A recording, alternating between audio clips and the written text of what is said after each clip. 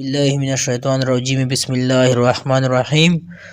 عورت آٹا گوندھ رہی تھی، اگر کچھ آٹا ان کے ناخنوں پر لگ جائے تو یہ معاف ہے، وضو ہو جائے گا۔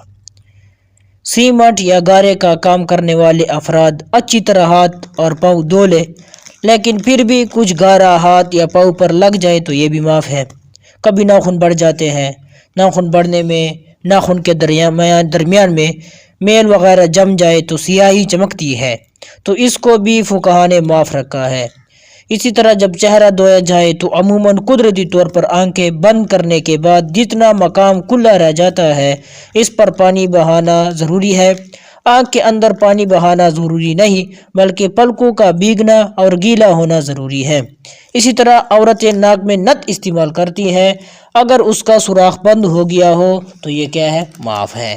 لیکن اگر ناک میں نت ہے تو اسے بھی ہلایا جائے اور کوشش کی جائے کہ اس کے سوراخ میں بھی پانی پہنچ جائے۔ بہت سے لوگ ٹوپی پہنے ہوتے ہیں، کپڑے کی ٹوپی کے اوپر ہی مسح کر لیتے ہیں، اس طرح مسح نہیں ہوگا، لہذا وضو بھی نہیں ہوگا۔ عورتیں دوپٹہ باندھے ہوتی ہے، وضو کرتے وقت وہ دوپٹہ کے اوپر ہی مسح کر لیتی ہے، اسی طرح مسح نہیں ہوگا۔ عورتیں جب حالت احرام میں ہوتی ہے تو اپنا اسکارف سر سے نہیں ہٹاتی۔ انہیں کسی نے بتا دیا کہ احرام باندھا جائے تو اسکارف نہ اتارا جائے ورنہ احرام ٹوٹ جائے گا، یہ بات بالکل غلط ہے۔